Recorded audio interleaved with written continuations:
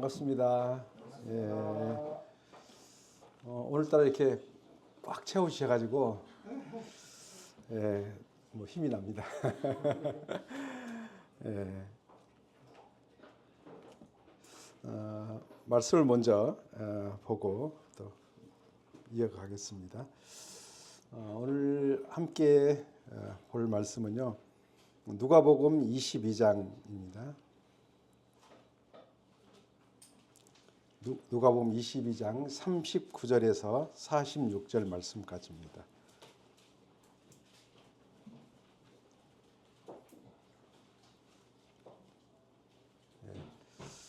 다 찾으신 줄 알고 한 절씩 이렇게 교대해서 교도가시면 좋겠습니다.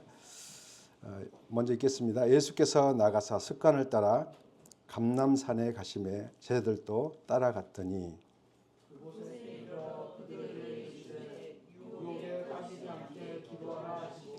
그들을 떠나 돌 던질 만큼 가서 무릎을 꿇고 기도하여 이르시되 아버지여 만일 아버지의 뜻이거든 이 잔을 내게서 옮기시옵소서. 그러나 내 원대로 가시옵고 아버지의 원대로 되기를 원하나이다 하시니 천사가 하늘로부터 예수께 나타나 힘을 더하더라. 예수께서 힘쓰고 있어 더욱 간절히 기도하시니 땅이 땅에 떨어지는 빗방울 같이 되더라. 기도 후에 일어나 제자들에게 가서 슬픔으로 인하여 잠든 것을 보시고 이르시되 어찌하여 자느냐 시험에 들지 않게 일어나 기도하라 하시니라. 아멘. 오늘 말씀은 주님께서 이제 십자가를 지시기 전에 십자가를 통과해야 되는 시험 앞에 주님의 그 심정을 잘 기록해 놓은 내용입니다. 제가 그 주님의 그 절박한 심령, 십자가 앞에 그 고난을 맞이하는 주님의 마음을 어떻게 다 표현할 수 있을까 싶습니다. 감히 주님이 그 고통스러워하신 그 고난을 뭐 사람의 입으로 다 있게 또 표현할 수 없고, 또 제가 또 표현력이 부족하기 때문에 더더욱 다 표현하기가 쉽지 않은 것을 생각할 때 어쩌면 또 주님께도 송구한 마음이 있습니다. 그 심령을 절하해서 또 표현할까 생각이 들어졌습니다. 우리는 때때로 이제 많은 시험 앞에 있잖아요. 만약에 우리가 사람들이 다 나를 비난하고 떠난다. 그랬을 때 여러분 어떠시겠어요?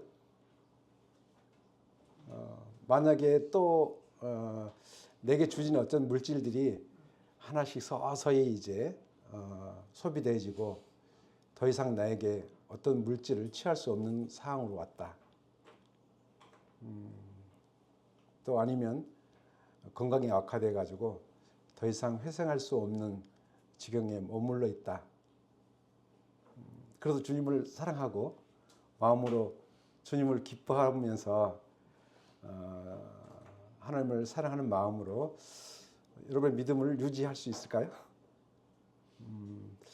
제가 생각해 보니까 참 우리가 많은 부분에 그분으로 기뻐하고 그분을 온전히 만족하는 것보다 어떤 주어지는 어떤 환경이나 상황 속에 우리가 많은 부분에 매여 있다라는 생각이 들어 있습니다.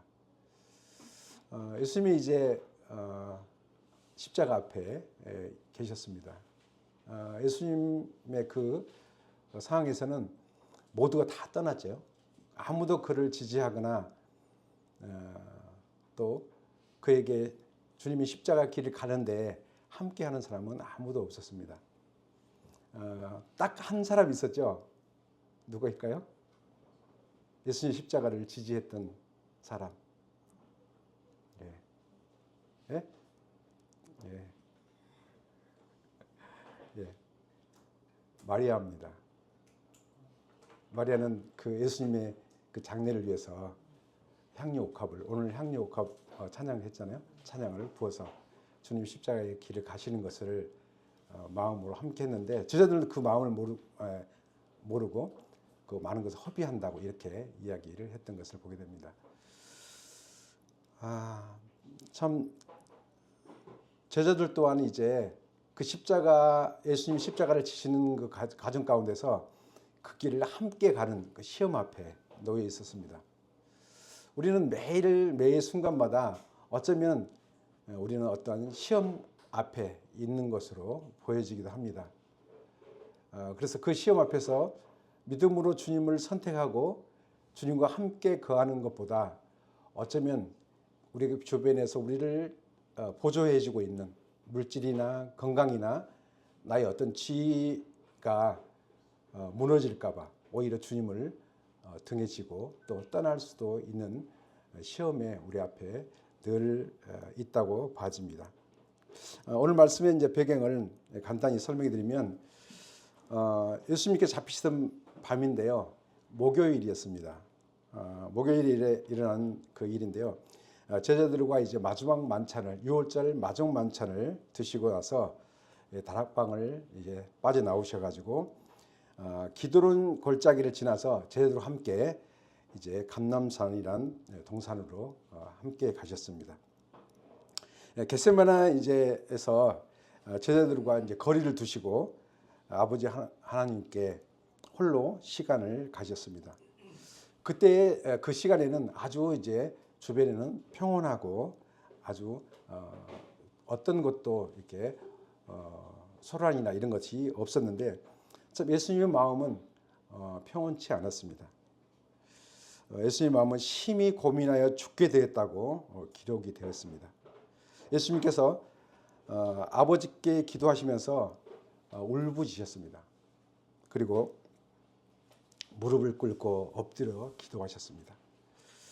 아버지께서는 모든 것을 가능하오니 이 잔을 내게서 옮기시옵소서 하면서 온몸을 다해서 주님은 기도하셨습니다. 그렇게 기도하는 동안에 핏방울이 땀에 섞여서 나올 정도로 아버지께 모든 것을 가능케 할 수 있는 그 아버지 앞에 간곡히 기도를 올렸습니다. 마가는 이렇게 기록하고 있습니다. 심히 놀라며 슬퍼하사 마음이 심히 고민하여 죽게 되었다. 이렇게 예수님께서 그 심정을 마가는 그렇게 기록하고 있습니다. 예수님은 죄가 조금도 없으신 분이었습니다. 그렇지만 예수님께 담당할 그 죄의 무게, 우리의 죄를 담당했을 때 그 죄의 무게는 엄청났던 것입니다. 그만큼 무게가 엄청났기 때문에 예수님은 고민하여 죽게 될 만큼 이렇게 심각한 상황 가운데 있었습니다. 또한 아버지와의 친밀한 관계가 깨질 수 있는 그 순간 다가오는 것을 생각하면서 이제 아버지께서 쏟으실 죄로 말미암아 쏟으실 진노의 잔 앞에 고통스러워했던 주님을 보게 됩니다. 그렇지만 주님께서는 아버지의 뜻을 위해서 많은 사람들의 대속을 위해서 십자가의 길을 선택하시는 것을 볼 수 있습니다. 내 원대로 마옵시고 아버지의 원대로 하옵소서. 내 원대로 마옵시고 아버지의 원대로 하옵소서. 이렇게 주님은 이제 기도를 마치십니다. 그때 천사들이 이제 예수님을 힘을 다하셔서 돕는 부분을 볼 수 있습니다. 한편 이제 제자들은 이제 예수님께서 이 고뇌 가운데 빠져 있을 때 빠져 있는 곳이 있었는데 깊은 잠에 빠져 있었습니다. 예수님께서는 세 차례 나와서 시험에 들지 않게 기도하라고 말씀하셨는데 그들은 육신이 연약해서 무섭고 두려움 가운데서 너무 피곤해서 피곤을 이기지 못하고 그들은 잠에 빠지고 말았습니다. 오늘 본문에는 예수님께서 가장 극심한 시험 앞에 서 있는 것을 볼 수 있습니다. 그때 예수님께서 어떤 반응을 보이셨는지를 살펴보기를 원합니다. 또 다른 한편 이제 다른 또 분들이 있었는데 그 사람들은 예수님을 따른 제자들이었습니다. 그들 역시 시험 앞에 있었는데 예수님과 끝까지 십자가의 길을 가는 것이었습니다. 그 제자들이 어떻게 시험을 대처했는지를 또 살펴보기 원하고 우리가 오늘 우리 앞에 있는 시험들이 있을 것입니다. 그리고 우리가 순간순간 다가오는 시험들을 어떻게 대처하며 나가야 될 것을 또 살펴봤으면 좋겠습니다. 그리고 예수님께서 그 시험 앞에서 어떻게 그 일들을 이제 감당해 내셨는지를 또 본을 삼아서 우리가 앞에 있는 시험들을 이겨내기를 원합니다. 오늘 특별히 이제 그 세 가지 질문을 드리면서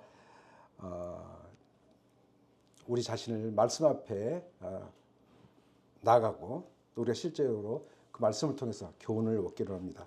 첫 번째 질문은 당신은 어떤 습관을 가졌습니까?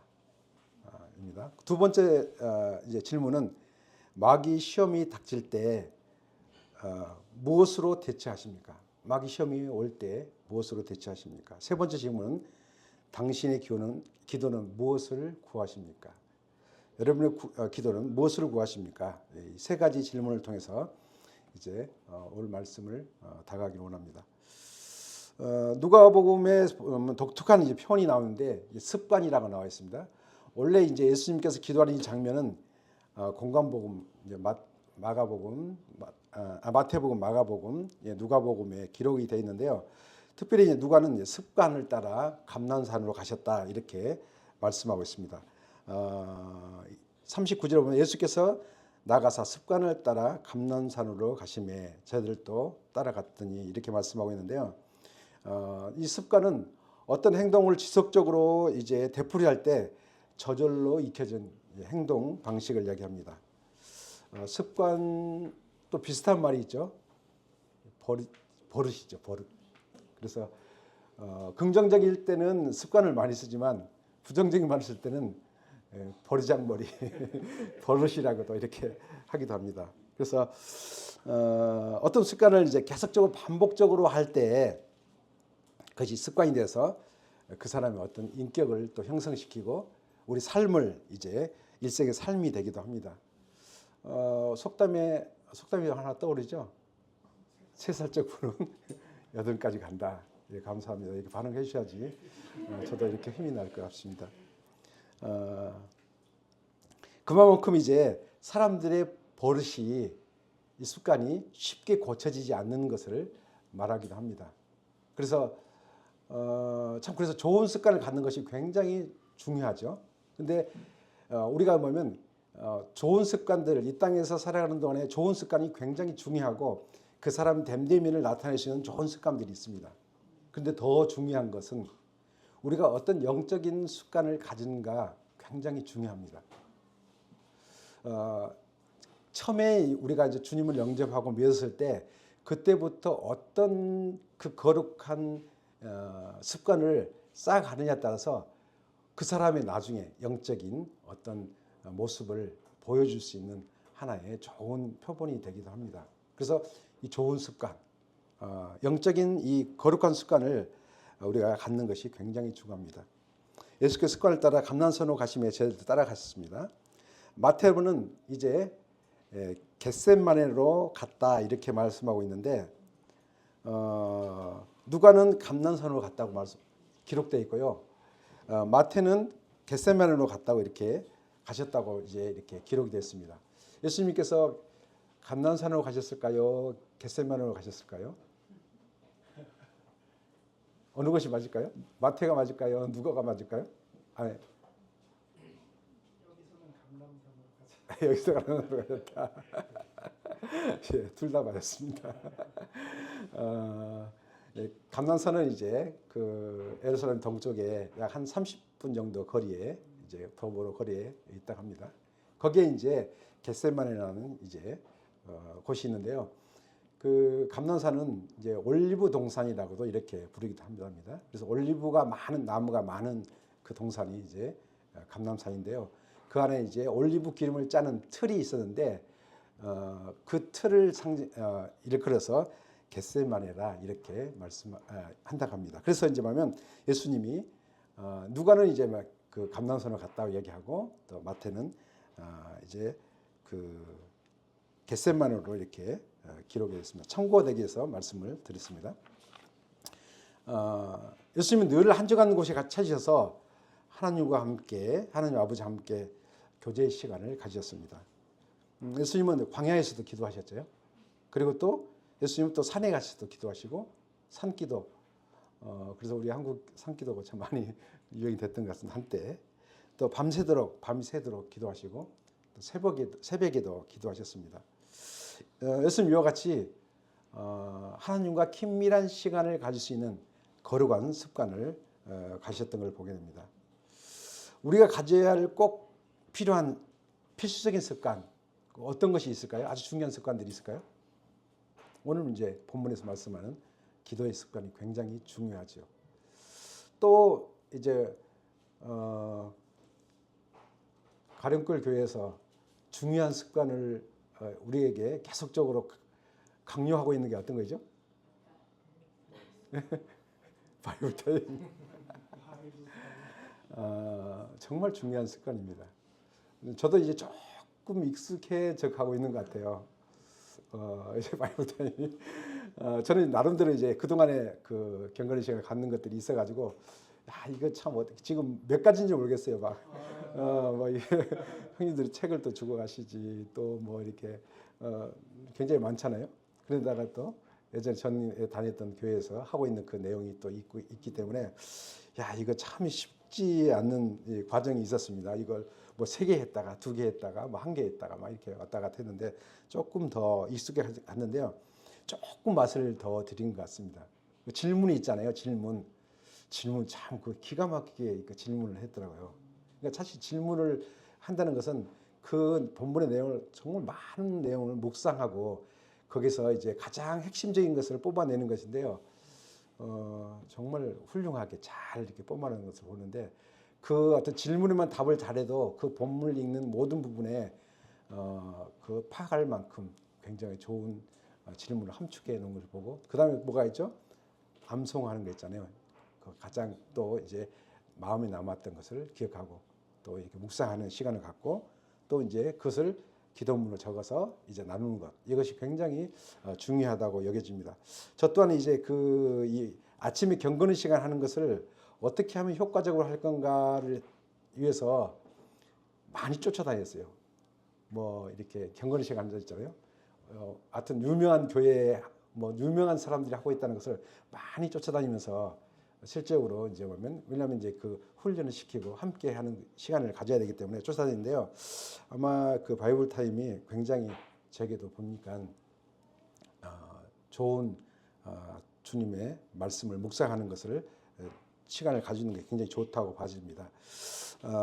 첫 번째 잡는 것이 제가 말씀을 갈까하는 습관을 우리가 꼭 필요하다고 말씀드리고 싶습니다. 내비게이터 보면 이제 그 기도의 손도 있고요, 말씀의 손이 있어요. 말씀의 손을 어떻게 표현하냐면 아마 도움이 되실까봐 이제 제가 말 수 있는데요. 엄지 손가락은 묵상이다 이렇게 표현이 됐습니다. 묵상.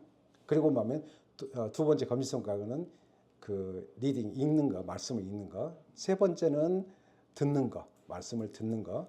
그 다음에 세 번째는 뭐가요? 연구하는 거. 그 다음에 마지막에는 암송하는 것입니다. 그래서 말씀을 반드시 읽고 묵상하고 그 다음에 듣고 묵상하고 연구하고 묵상하고 암송하고 묵상해야 한다. 그래서 묵상을 굉장히 중요하게 여깁니다. 그래서 한번 쭉 읽고 끝나버리면 그 말씀이 남지 않기 때문에 계속 되뇌이면서 되새김질하는 것 자체가 필요하다는 것을 말씀하고 있습니다. 그래서 우리가 이 말씀을 읽고 묵상하는 것 정말 좋은 습관입니다. 근데 지난번에 여러 번 말씀을 하시던데요. 사람들은 말씀 안 읽는다. 말씀 안 읽는다. 그렇게 이제 강요를 하셨죠. 지적을 하시면서 말씀을 꼭 읽는 것이 필요하다는데 세 장, 4장을 읽는 것이 참 부담스럽긴 해요. 왜냐하면 그것을 그 안에 내용을 전체적으로 파악해서 묵상한다는 것이 정말 쉽지 않아요. 그런데 질문을 통해서 묵상하는 것이 굉장히 효과적으로 돼 있어서 바이블 타임을 광고를 합니다. 저도 이제 적극적으로 해보려고 지금 시작하고 있기 때문입니다. 두 번째는요, 이제 기도입니다. 기도. 하나님과의 교제하는 습관. 기도는 마치 내가 원하는 바를 소원을 이루어 달라고 간곡하게 간청하는 것만 기도가 아니고요. 하나님과 깊은 관계 속에서 그분과 대화하는 또 그 시간이 이제 기도의 시간입니다. 그런데 이것은 어떤 시간을 확보해 놓지 않으면 이것을 습관으로 잘 연결되기가 쉽지 않습니다. 그래서 어떤 기도의 시간을 확보하는 것이 굉장히 중요한 것을 볼 수 있습니다. 그래서 말씀을 가까이 하는 사람치고 심취하지 않아요. 여기 보니까 단어를 안 쓰던데 어떤 분들은 나 침체했어. 건들지 마 이런 어떤 형식으로 내가 마음대로 해도 이해해줘 받아줘 이런 식으로 이렇게 하는 분들이 있더라고요. 근데 정말 말씀을 가까이 하는 사람은 이제 영적으로 다운되지 않습니다. 그리고 보면 이 영적으로 사실 다른 사람에게 실제로 양식을 줄 수 있는 그러한 담대함과 영향력을 가질 수 있는 것을 보게 됩니다. 그리고 기도 시간을 이제 갖는 습관을 가진 사람 배택 보면 영적으로 이제 그 무미건조하잖아요. 어떤 사람들 있잖아요. 하나님은 정말 우리를 사랑하셔야 하는데 어떤 머릿속에 담겨 있는 어떤 그 정말 하나님의 사랑이라는 것이 표현되기보다도 어떤 립싱크하는 것 같은 그냥 뭔가 이렇게 하나님을 그냥 그렇게 뭐 하는 것 같은 그래서 무미건조하는 우리 신앙생활 있잖아요. 마음속에 감동과 감화가 있지 않고 그냥 어떤 지식에서 나오는 어떤 형식적인 어떤 언어들 이것들이 있는데요. 정말 하나님과 깊은 대화 가운데 이제 늘 기도의 시간을 갖는 사람은 그 말 한마디도 달라지잖아요. 주님은 정말 사랑하셔. 그리고 주님은 우리에게 은혜를 베푸셔. 라고 하면 뭐가 전달이 됩니까?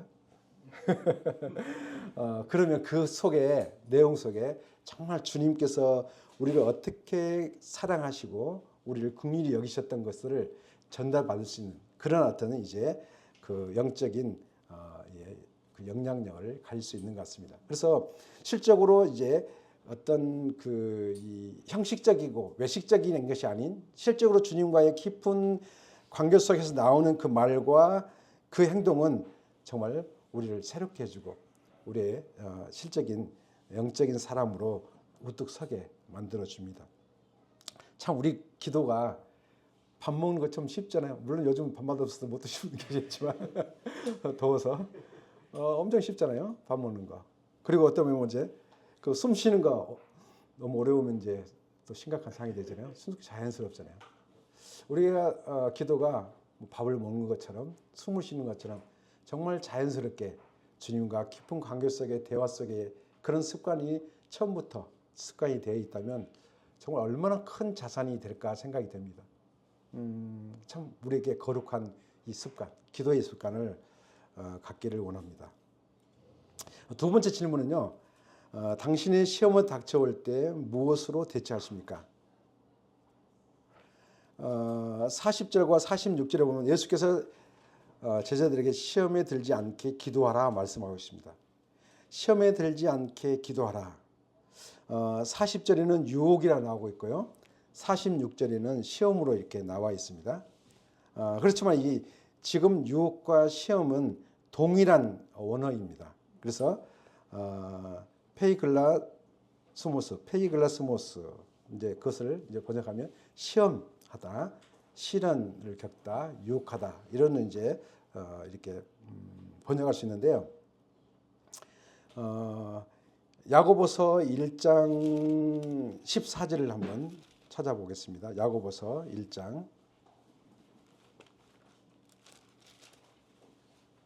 히브리 야고보죠.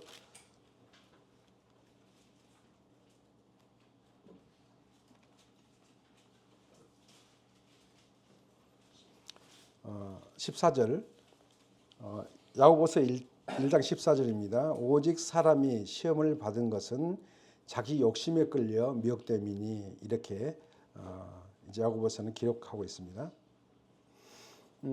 이제 시험을 받는데 사람들이 시험을 받는데 무엇 때문에 시험을 받느냐? 여기서 시험이 말하면 테스트가 아니고 템테이션입니다. 그래서 마귀의 유혹을 받을 때 시험을 받는데 그것을 왜 시험을 받게 되느냐? 그 시험을 받는 것은 욕심이 끌려 미혹된다 이렇게 했는데 모든 사람들에게 욕심이 있습니다.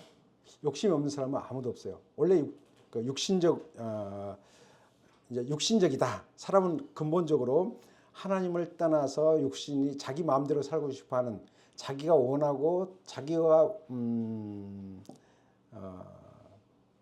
원하는 것, 그것을 이제 선호하고 그것을 위해서 살아가는 사람들이라는 것을 말씀해 주는데, 욕심이 우리 가운데 깊이 잠재되어 있는 것을 보게 됩니다. 그래서 그 욕심이 이제 끌게 되는데, 사단은 그 욕심을 이용해서 이제 미끼를 살짝 던집니다. 그리고 보면 그 미끼에 의해서 움직여져서 만약에 미끼를 덥석 물게 되면 이제 미혹된다고 하는데, 결국 이제 잡히게 된 거죠. 우리가 보면 이제 이런 게 있잖아요. 지난번에 이제 그 뉴스에 크게 나왔는데, 제가 그 주거래은행이 우리은행입니다. 돈이 많이. 그래서 우리은행에서 나오는 기사를 제가 이제 열심히 봤는데요. 한 그 여직원이 그 횡령을 했잖아요. 약 100억 가까이가. 한 여직원이 100억 원을 지금 시대에 횡령한다는 것은 정말 기발한 거잖아요. 근데 그 아마 여직원은 돈에 대해서 굉장히 욕심이 있었던 것 같습니다. 어떻게 하면 그 은행 직원이 돈 많잖아요. 그러니까 굉장히 그 뭐죠? 급여가 많잖아요. 근데도 더 많은 돈을 얻고 싶어 했던 것 같습니다. 그래서 어떻게 하면 이 돈을 횡령할 수 있을까 했는데, 가만히 보니까 소액을 대출하게 되면 위에 결제를 안 받아도 된대요. 30만 원, 뭐 40만 원, 뭐 50만 원, 뭐 100만 원 미만이겠죠. 소액을 대출하면 위에 결제를 안 맡아서 그냥 그것을 대출해 줄 수 있는 이제 그런 어떤 제도가 있는가 봐요. 근데 이 은행 직원이 몇 번을 해보니까 결제도 맞지 않은데 하면서 뭐냐면, 자기가 하는 거래하는 그 손님들의 계좌를 이렇게 이용해 가지고 소액을 계속적으로 횡령한 거예요. 근데 그 돈이 얼마만큼 되냐면 100억이 가까워진 거예요. 그러니까 그것을 보면, 여기서 말씀하고 보면, 돈이 벌고자 하는 그 욕심이 있었는데, 그 욕심이 이제 그 미끼가 온 거예요. 이렇게 하면 돈을 횡령할 수 있겠다 해서 결국 뭐 어떻게 했죠? 그 미끼가 쫙 끌려가서 결국은 덥석 물게 된 겁니다. 그래서 보면 결국은 지금은 이제 철장 신세가 되고, 그 인생이 망치는 과정 가운데로 이제 빠져들었죠. 우리 삶 가운데도 보면 어떤 것을 이제 그 하나님을 떠나서 내 마음대로 원하는 대로 살고자 하는 것이 우리 가운데 강력하게 우리 가운데 작용하고 있습니다. 그래서 어떤 것에 우리가 만약에 모든 사람이 나를 다 비난하고 떠난다. 그럼 어떻게 하겠습니까? 비난하는 사람들이 떠나지 않게 하기 위해서 어떻게 하죠? 방법들이 있겠죠. 그 방법들을 쓸 수 있다는 거예요. 근데 그것이 뭐냐면, 방법들을 쓸 수 있어서 하는 것은 하나의 다른 방편이고, 다 떠날더라도 나는 하나님을 의지하고 그 하나님께서 주신 그 나에 대한 그 위치, 거기에 머물러 있겠다는 것 자체를 믿음으로 갖고 하나님 안에서 즐거워하고 그것으로 만족해야 되는데, 사람들은 그렇지 않죠. 제가 이제 은퇴하고 나와 보니까요, 오늘 조금 시간을 더 쓰겠습니다. 괜찮겠죠? 제가 딱 그 1시에 마친다고 강박관념이 있어가지고 굉장히 제가 불안해하는데, 은퇴하고 나니까요 다르더라고요. 제 집에 내려오니까요 달라요. 뭐 자매가 며칠 전에 전화하는 사람도 없어. 형제님 잘 계셔. 그러니까 우리 형제에게 전화하는 사람도 없어. 1년 되니까 이제 진짜 전화하는 사람도 별로 없어요. 그래서 그 말을 전했든지 또 전화가 또 몇 통 왔어요. 근데 제가 이제 보면 어떤 이제 그 기사를 보면서 일반 교회 목사님들이 은퇴했을 때 어떻게 그것을 준비해야 되는지, 첫 번째 사람들이 떠나는 그것을 이제 참아내야 되는 거, 견뎌내야 되는 것을 첫 번째로 두더라고요. 그래서 저도 이제 그 지나면서 은퇴해야 된다 했는데, 그것을 생각하면서 그 마음에 대해서 사람들이 예전같이 대우하지 않겠다는 것에서 생각을 했지만, 막상 딱 하니까 섭섭하더라고요. 어따 대고 예전에는 어때, 이런 마음들이 지금 이제 녹화되고 있는데 그런 게 있더라고요. 근데요, 그랬을 때 정말 주님으로만 만족할 수 있는 거. 그 시험이 왔을 때. 그래서 마음은 아니 왜 내가 형제하고 어떤 관계인데 전화 한 통도 없어? 아니 내려오지도 않아? 야 이런 시험에 빠질 수 있고 그 섭섭함으로 인해서 결국 뭐냐면 어떻게 죠? 주님과 멀어질 수 있는 위험한 가운데 시험이 다가오게 된 것입니다. 그래서 뭐냐면 예수님께서는 뭐냐면 제자들에게 이 시험에 들지 않게 하기 위해서 그리고 이들에게 뭐냐면 너희들이 나를 버리고 떠날 것이라는 것을 미리 예언해 주셨어요. 말씀해 주셨어요. 그래서 이들은 뭐냐면 끝까지 예수님의 제자들은 예수님을 끝까지 따라야 되잖아요. 그런데 중도에 예수님이 십자가에 그 달리실 때 그들은 정말 두려워했습니다. 우리가 생각하는 것은 어떻게 예수님이 떠날 수 있어? 근데 그 많은 그 예수님을 잡으러 올 때 한두 사람이 온 게 아니더라고요. 군대가 왔더라고요. 하속들, 그 제사장의 그 종들을 군대가 와가지고 결국 예수님을 잡았는데 잡히면 어떻게 되겠어요? 예수님 같이 또 신문당하고 고난을 당해야 하는 것을 계산됐기 때문에 이들은 뭐냐면 뒷걸음질하고 모두가 다 떠났습니다. 그런데 이것을 뭐냐면 주님과 함께 주님이 주신 그것으로 우리가 참으로 만족하고 주님은 진정한 완전하시잖아요. 주님 밖에 오늘 기도했잖아요. 어떤 것도 완전한 거 없습니다. 어떤 것도 공의로운 것이 없어요. 주님만이 오직 공의로우신 그분이시잖아요. 그런데 우리가 불리하고 나에게 그 해로움을 당한다고 여겨지면 가차없이 주님을 떠날 수 있는 위험한 시험이 늘 도사리고 있다는 것이죠. 우리의 재물이 다 사라진다고 해도 주님 그 자체로 인해서 마음을 그 주님과 함께 주님을 만족할 수 있어야만 되는 것입니다. 저도 이게 묵상해 보면서 과연 그럴 수 있을까? 내 주변에 사람들이 떠나고 내가 정말 이게 다시 일어날 수 없는 질병 가운데 있을 때 그때 주님으로 만족할 수 있을까?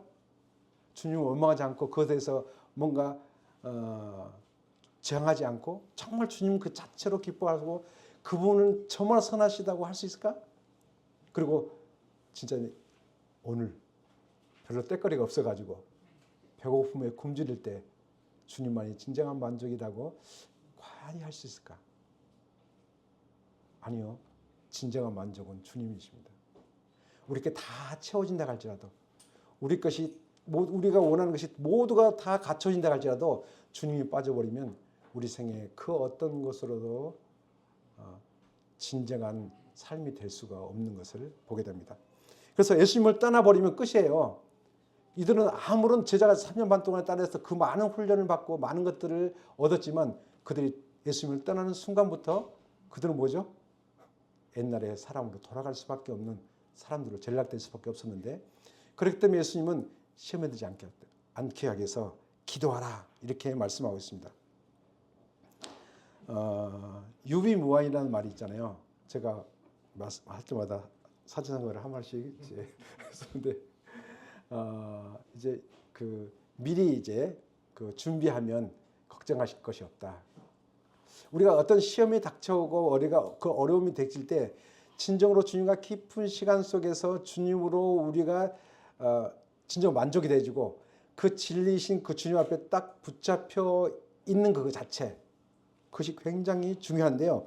우리는 그러한 시간들을 그러한 습관들을 갖고 있지 않기 때문에 늘 불안하고 요동치고 어떤 상황이 오게 되면 그것 때문에 완전히 생애가 어떻게 망가진 것처럼 근데 우리는 최종적으로 우리 생애가 망가진다 할지라도 최종적인 결과가 뭐죠? 결론이 우리는 하나님 앞에 의롭고 보배롭고 존귀한 자로 그분과 함께 영광을 누릴 수 있다는 거예요. 그 얼마나 놀라운 거예요? 아니 우리가 모든 것이 다 사라진다 할지라도 최종적으로 남는 것 그것은 주님 앞에 갈 수 있는 놀라운 특권이 우리 안에 있다는 거예요. 우리가 모든 걸 다 누리고 이 땅에 우리가 원하는 걸 다 소유한다 할지라도 주님 떠나버리고 주님 안에서 있지 않으면 그 어떤 것도 우리에게는 유익을 줄 수 있는 것이 아무것도 없습니다. 우리 아주 소중하게 여겼던 어떤 걸 가져갈 수 있을까요? 주님 앞에 갈 때? 아무것도. 그 아무것도. 그런데 이상하게 우리는 다 가져갈 것 같아요. 다 가져갈 것 같아요. 내가 쓰는 책상도 가져갈 수 있을 것 같고 내가 늘 즐겨 먹을 때 먹는 숟가락도 가져갈 수 있을 것 같고 신기하죠. 그죠? 근데 아무것도 가져갈 수 없다는 것이 진리입니다. 그런데 우리가 쉬지 말고 기도해야 될 이유는 뭐냐면 그 어떤 것도 다 무너지고 다 없어질 때이더라도 주님 그분은 우리를 떠나지 않고 그분이 우리의 모든 영적인 것에 모든 것이 되어준다는 사실이 우리에게는 놀라운 큰 복으로 남아 있습니다. 세상에서는 이제 구약에서는요 이 땅에서 얻는 복이었어요. 땅을 허락하셨잖아요. 그리고 또 뭐 복이 뭐죠? 자녀, 그 다산. 그래서 바알을 막 섬기고 했잖아요. 그래서 이 땅 가운데서 이스라엘에게서는 주신 축복은 뭐냐면 이 땅 것이었어요. 그러나 우리에게 주신 축복 뭐죠? 영원한 거예요. 이 땅에 아무것도 없어도 우리에게는 영원히 보장되어 있고 그 모든 것이 거기에 보화가 있다는 것을 얼마나 놀라운 축복이 우리 가운데 있는 것을 보게 됩니다. 그래서 우리는 늘 쉬지 말고 주님과 함께 기도하는 시간 습관을 가졌을 때 우리는 앞에서 다가오는 우리를 그 유혹하고 넘어지게 하는 하나님을 떠나게 하고 믿음에서 점점 멀어지게 하는 거기서 우리가 승리할 수 있다는 것이에요. 혹시 우리가 조금 높은 자리에 올라가면 어떻게 될까요? 이보다 더 높은 자리. 좋겠죠. 그런데 우리 이제 갑자기 생각이 났어요.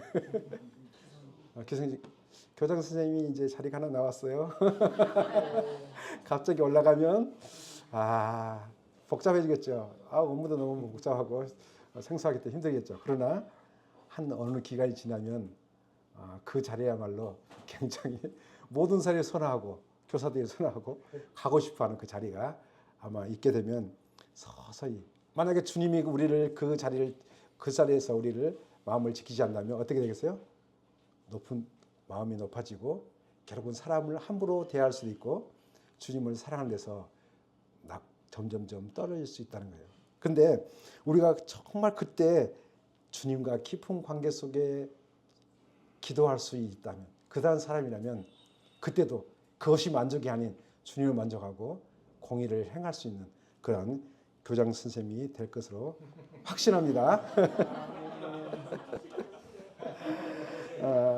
주님은 마귀는 결정적인 순간에 내가 믿음으로 살겠다고 또 살아왔다고 크게 각오하고 많은 사람들에게 보여주고 했지만 결정적인 순간에 주님을 배반하고 떠날 수 있도록 끊임없이 끌고 미혹하는 것을 보게 됩니다.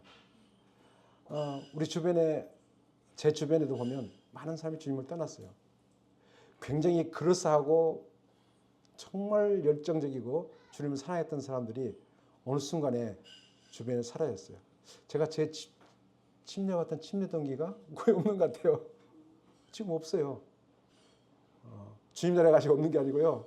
믿음 안에 거하지 않는 정말 안타까운 상황 가운데 있고 그걸 생각하면 정말 주님이 저를 붙드시고 이끄신 것에 대해서 너무너무 감사가 되고 우리는 교회를 떠나면 살 것 같죠?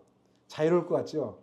뭔가 이렇게 주님 제재를 받지 않고 뭔가 주일날도 마음대로 어디게 다니실 수 있고 잔소리 안 듣고 호통 소리 안 듣고 정말 어리석은 생각입니다. 우리는 교회 떠나면 절대적인 믿음을 유지할 수 없습니다. 주변 다 보세요. 그건 증명해 냈잖아요.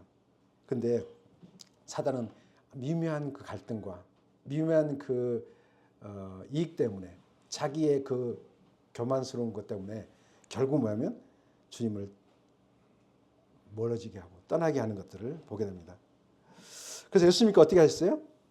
44절에 같이 읽어볼까요? 누가복음 22장 44절입니다. 예수님은 시작 예수께서 힘쓰고 애써 더욱 간절히 기도하니 땅이 땀에 떨어지는 핏방울.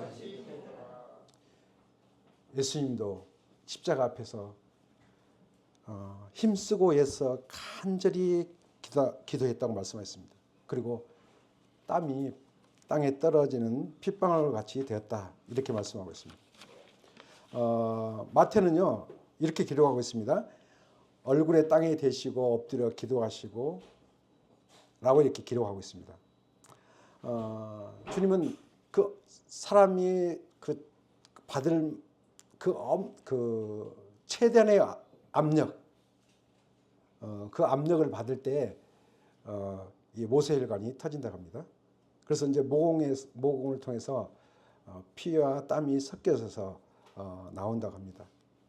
예수님은 그토록 이 시험 앞에서 고통스러운 가정 가운데 지금 직면해 있습니다.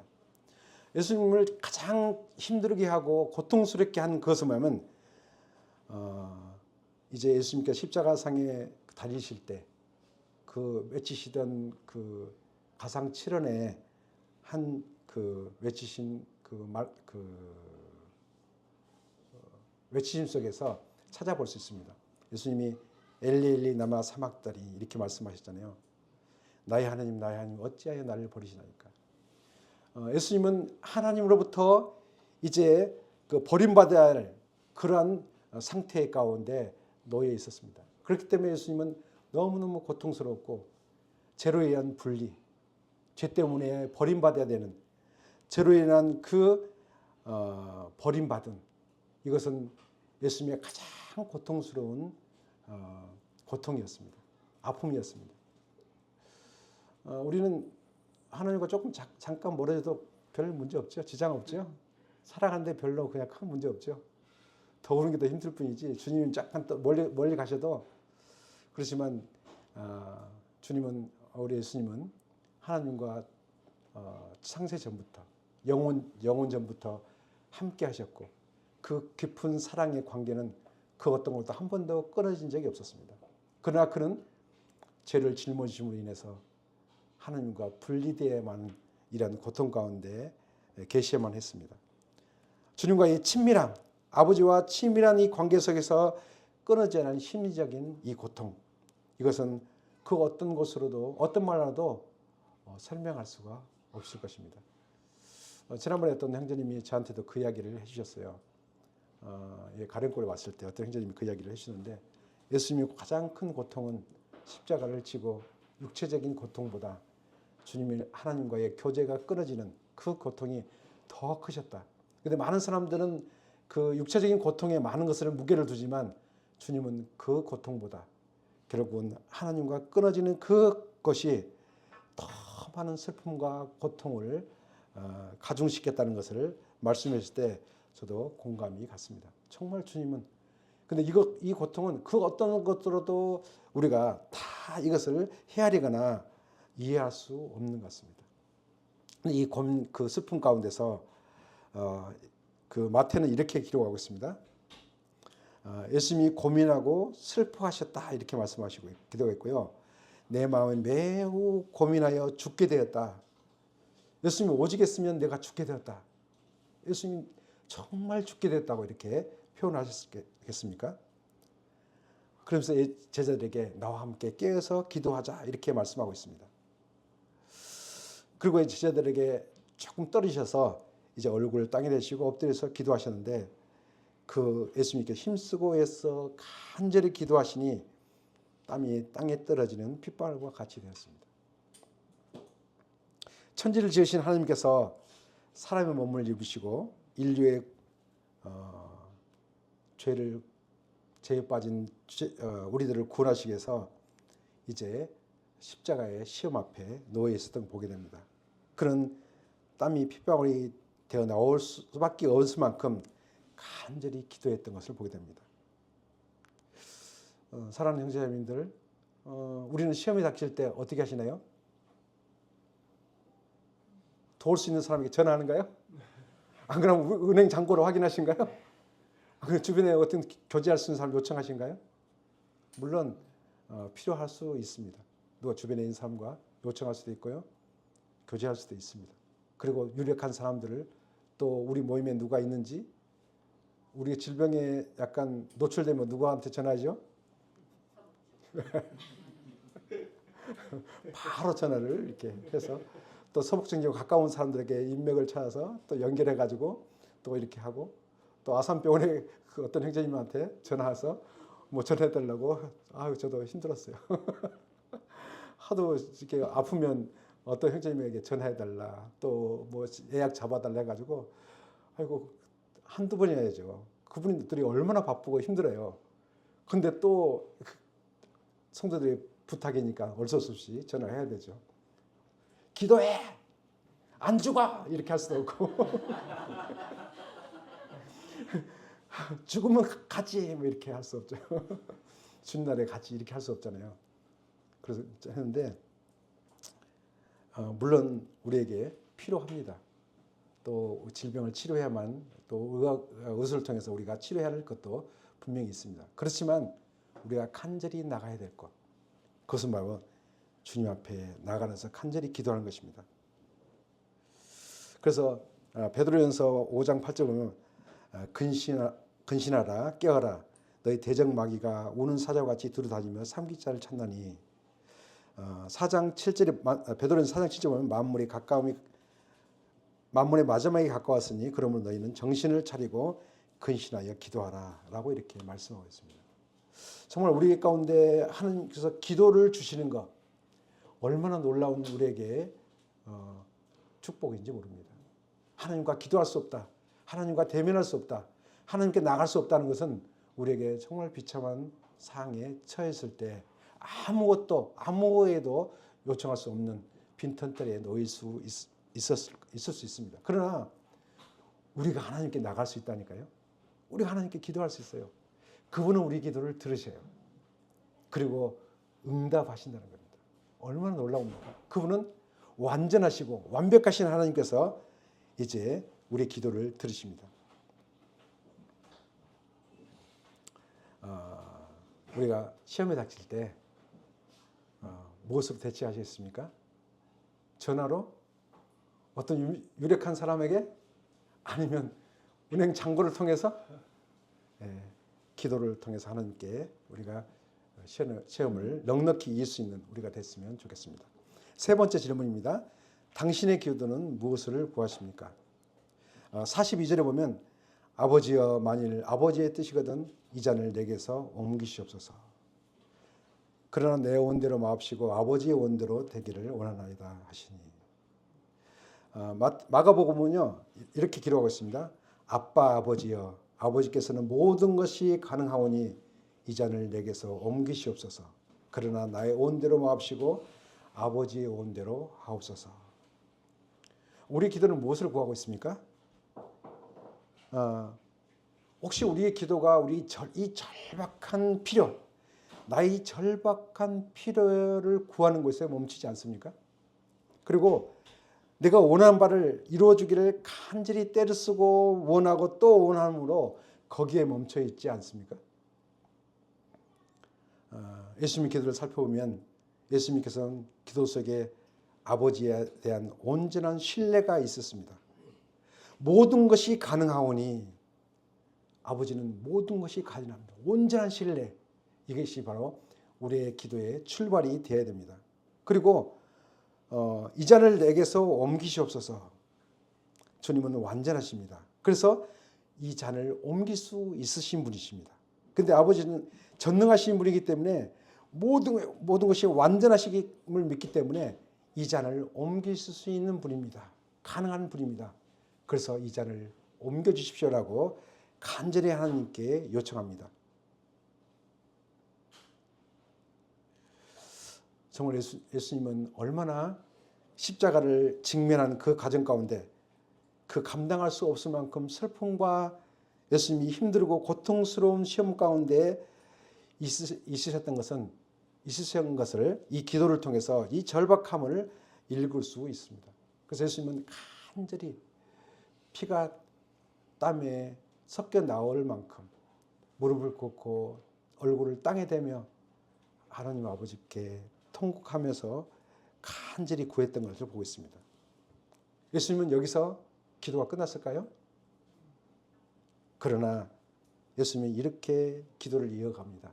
이 절박한 상황 가운데서 이 절박함을 피로를 채워주기 위해서 간절히 기도와 끝나버린 게 아니라 그러나 내 원대로 마옵시고 아버지의 원대로 되기를 원하나이다. 내 원대로 마옵시고 아버지의 원대로 되기를 원하나이다. 이것이 오늘 우리에게 가르쳐주신 주님의 기도입니다. 내 원대로 마옵시고 아버지의 원대로 되기를 원하나이다. 설령 내가 모든 것이 사람들이 떠나고 내 질병을 위해서 아무것도 할 수 없을지라도 아버지 여기서 벗어나기를 원하고 낫기를 원하고 구출되기를 원하지만 그러나 아버지의 뜻대로 되기를 원합니다. 이걸 통해서 아버지의 영광을 나타내는 사람이 되기를 원합니다. 라고 기도 끝까지 나가기를 주님께서 가르쳐 주고 계십니다. 우리는 늘 절박한 피로에 멈춰 있습니다. 늘 우리는 우리 피로, 나의 피로, 내가 원하는 것을 계속 거기에 멈춰 있고 때때로는 욕심스럽게 때를 쓰면서 하나님께 나아가기도 합니다. 물론 여기도 필요합니다. 우리 피로를 절박한 피로 하나님께 구하는 것이 당연하고 마땅합니다. 그러나 이 첫 번째 단계에서 멈춰버린다면 우리의 기도는 주님께서 우리 가운데 가르치는 기도와 멀리 다른 기도를 할 수 있는 사람들로 될 수 있습니다. 두 번째, 이제 하나님의 뜻대로 되기를 원합니다. 라고 우리가 기도하는 것이 필요합니다. 기도는 나의 절박한 필요로 시작하여서 하나님의 온전한 뜻으로 나아가는 수단이다. 이렇게 제 성경책 밑에 보니까 기록이 되어 있더라고요. 제 참 좋은 성경을 갖고 있는가 봐요. 정말 이렇게 딱 맞는 그 기도의 내용을 써놨습니다. 나의 절박한 필요를 시작하여 나의 온전한 뜻으로 나아가는 수단이다. 이렇게 기도가 있습니다. 그래서 요한일서 5장 14절에 보면 그를 향하여 우리가 가진 바 담대한 것이 이것이니 그의 뜻대로 무엇을 구하면 들으신다. 다시 말하면 기도는 그의 뜻대로 구하는 것이 기도라는 것을 말씀하시고 그의 뜻대로 구했을 때 반드시 하나님은 응답하신다는 것을 이제 요한일서를 통해서 말씀해 주고 있습니다. 이렇게 기도했을 때 아버지께 간절히 기도했을 때 십자가가 치워졌나요? 그렇지 않았죠. 43절에 보면 천사가 하늘로부터 예수께 나타나 힘을 더하더라 이렇게 말씀하고 있습니다. 예수님의 제 아들 그 십자가를 치워준 게 아니고 이제 예수님께서 감당할 수 있도록 힘을 더하시는 것을 볼 수 있습니다. 하나님의 뜻이 온전히 이루어지는 그 광경. 우리 생애 가운데서 하나님의 뜻이 온전히 나를 통해서 이루어진다. 별로 같아요? 아니 내 뜻이 이루어져야지. 하나님 뜻과 내 뜻이 무슨 관계가 있다고. 내가 좋아야지 하나님도 좋지. 하나님도 있어야 내가 좋아야지 하나님도 좋은 거지. 이렇게 반대로 생각할 수가 있습니다. 그러나 꼭 기억해 주십시오. 하나님 뜻이 온전히 우리 가운데서 이루어지는 그 광경을 우리가 실적으로 경험한다면 그것같이 영광스러운 우리 생애가 없을 것입니다. 이 세상의 것은 다 모든 것이 사라질 것이고 결국 오직 하나님의 뜻만이 오롯이 남을 것이 그날이기 때문이다. 우리는 그날 향해서 가잖아요. 언제 우리 그날에 거기에 도착할지 도달할지 모르지만 그날 그것을 향해서 우리는 오늘도 가고 있습니다. 그리고 모든 사람이 그 자리에 우리가 서게 될 것이고요. 오롯이 그날에 주님의 온전한 뜻이 이루어진다면 그 영광을 우리가 함께 주님으로 인해서 누리게 될 것이라고 생각이 됩니다. 내 뜻대로 마옵시고 아버지의 뜻대로 되기를 원합니다. 내 뜻대로 마옵시고 아버지의 뜻대로 되기를 원합니다. 내가 다른 사람에게 어떻게 보일지 몰라도 오롯이 하나님의 뜻이 내 가운데 이루어지기를 원합니다. 이렇게 기도할 수 있는 우리가 되기를 간절히 원합니다. 로마서 12장 2절 보면 너희는 이 세대를 본받지 말고 오직 마음을 새롭게 함으로 변화를 받아 하나님의 선하시고 기뻐하시고 온전한 뜻이 무엇인지 분별하도록 하라.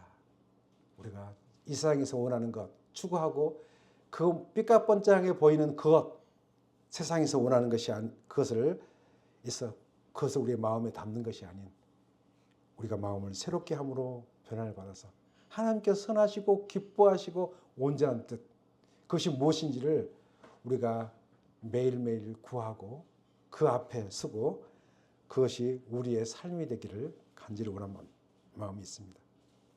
한편 이제 제자들에게 가보겠습니다.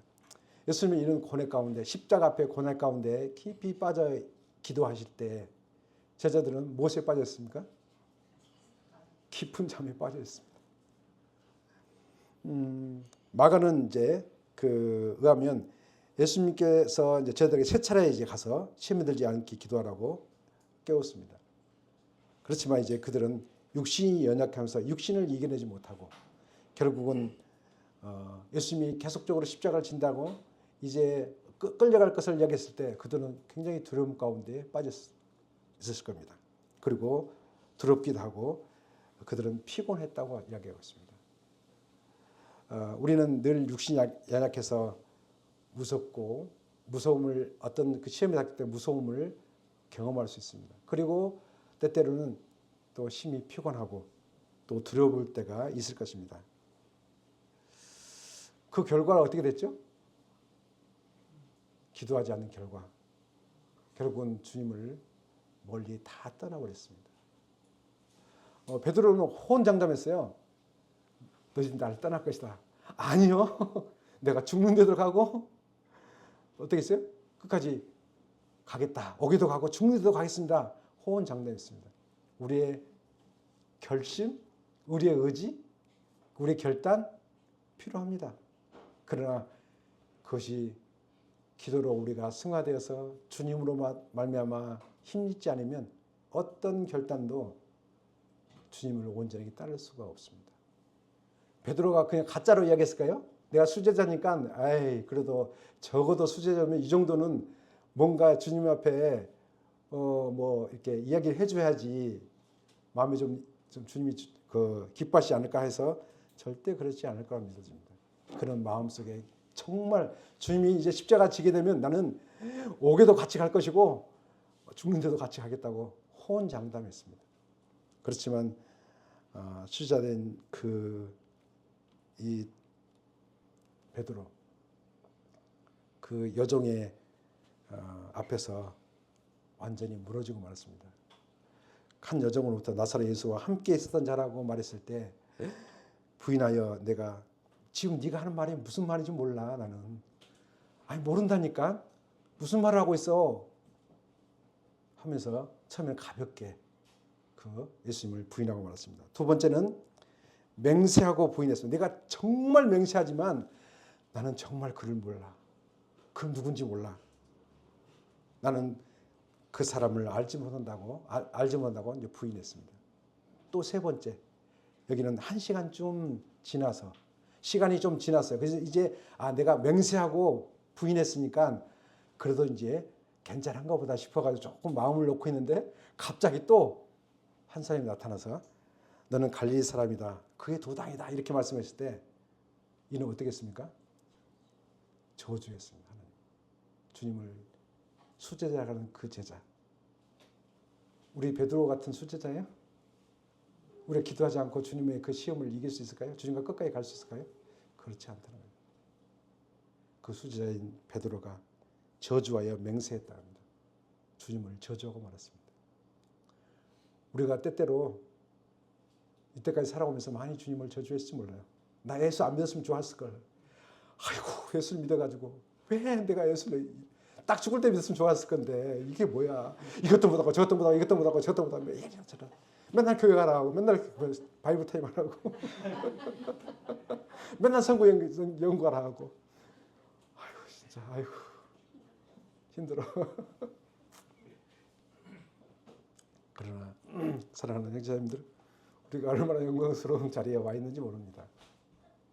우리같이 우리의 영광을 누가 뺏어갈 수 없어요. 이건 완전해요. 누가 그것을 총 들고 핵폭탄을 가지고 우리가 몰려온다 할지라도 이 영광은 소멸되지 않아요. 요즘에 그 무기를 계속 개발해가지고요. 어마어마 무시하더라고요. 그 스텔스기 말고 또 새로 개발한 거 미국에 있던데 전진 배치했더라고요.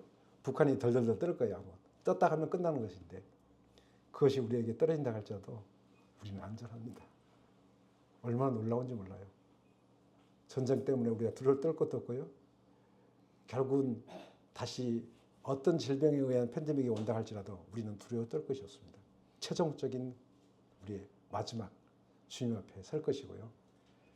우리는 끝까지 그 주님을 배반하지 않고 끝까지 그 주님께 영광을 돌리며 그 주님과 함께 이 땅 가운데서 주님을 영원하게 하는 자들이 됐으면 좋겠습니다.